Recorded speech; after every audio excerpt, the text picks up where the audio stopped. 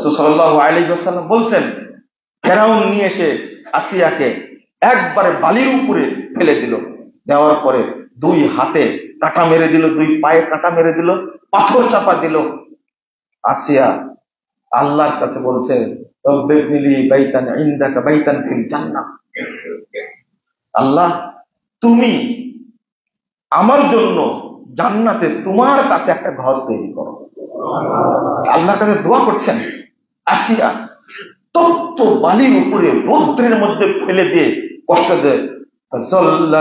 আলাইহাল মালাইকা, আল্লাহ রাব্বুল আলামিন ফেরেশতা পাঠিয়ে দিয়েছেন আসিয়ার উপরে।